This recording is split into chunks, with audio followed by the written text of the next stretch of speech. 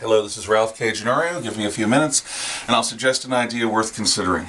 Why can there not be genuine peace between the Christian European West, or what had been the Christian European West, and the Islamic world? Well, the answer is in history.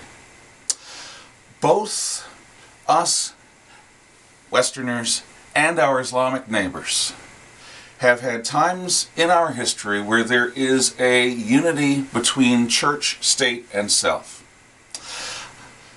The Jewish tradition comes out of a Near Eastern or Middle Eastern tradition where there is a commonality of interests between the king and the priesthood, where the society is at its core the religion.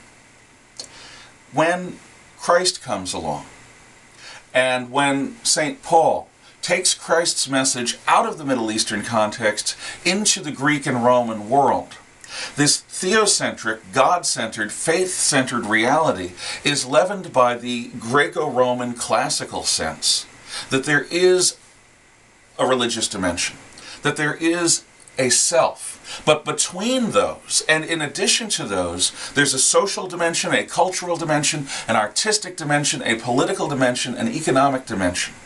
In other words, classical society in Greece and Rome, while having gods and being inspired by religion, is not merely and solely a religious expression. There is a secular society.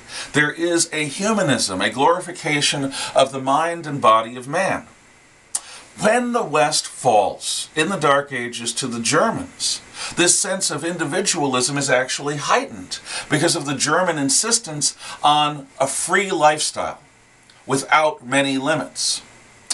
Only in the Dark Ages and High Middle Ages do we develop, because the Church is the only surviving institution from ancient times, a theocentric reality in the West.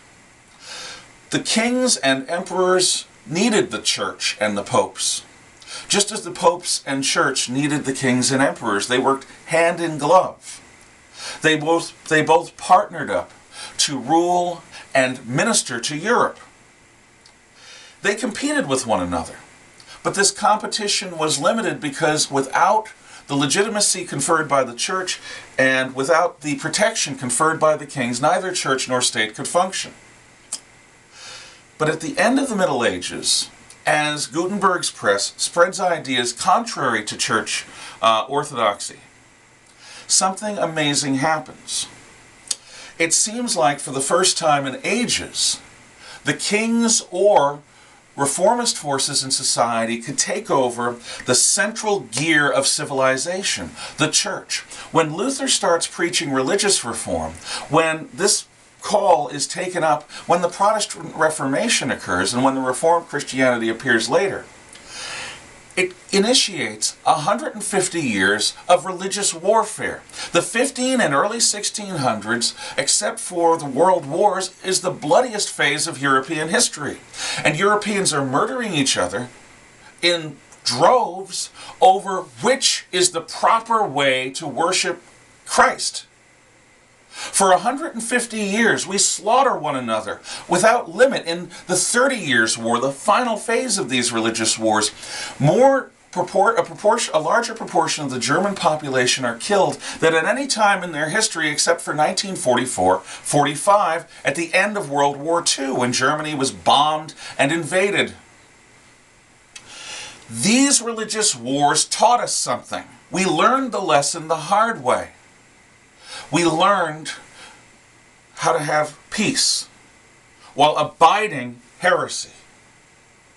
Northern Europe and Southern Europe split. The religion of the king became the religion of the people. Catholic king, Catholic people, Protestant king, Protestant people, Reformed Christian king, Reformed Christian people. And thus was the peace. Was it perfect? Absolutely not. In fact, it was so odious that this unity of king and faith caused the Pilgrims and Puritans to come to the United States and establish the basis for our religious tolerance. But in Europe, allowing the religion of the king to really be the religion of the people meant that we on our side of the Alps have our true worship of God, those barbarians on the other side of the Alps have their false worship of God, but we don't need to kill them now. The sense of crawling chaos behind our eyes. The sense that we personally now must go out and wipe out the heretic was wiped out as a dominant European motive by the wars of religion in the 15 and early 1600s. Religion continues to inform our society, in many ways defining it, but as in ancient Greek and Roman times, what the Renaissance gave rebirth to in us is the growth of a new civil and secular society where there is independent art, politics, culture, economics, as well as self and religious faith. Islam never went through this. The Islamic world never went through this historical process. From our point of view, they are still mired in the medieval notion that you have to ensure that the only pure faith is spread.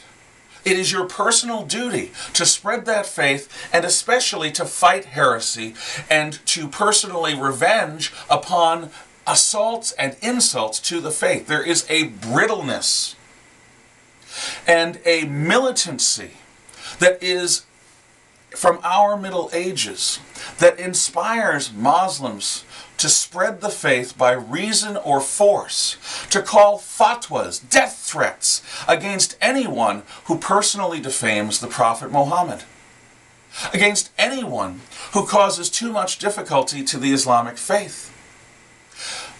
Martin Luther's generation, John Calvin's generation, Ignatius of Loyola's generation, the generations of Europeans that fought the religious wars would understand this intimately, because it's the way they worked.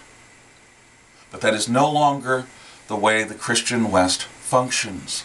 It is the way the Islamic world functions. These are two incompatible, different worldviews with different languages of self and culture and faith.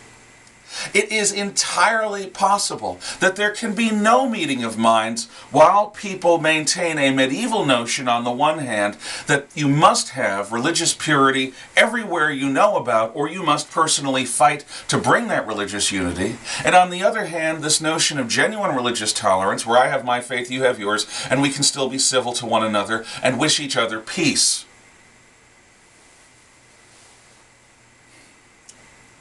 Given these differences, our president's outreach to the Muslim world seems questionable at best.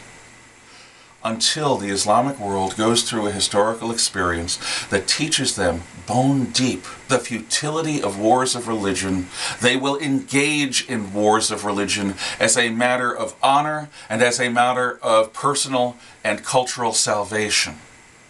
We need to be aware of this. Be well.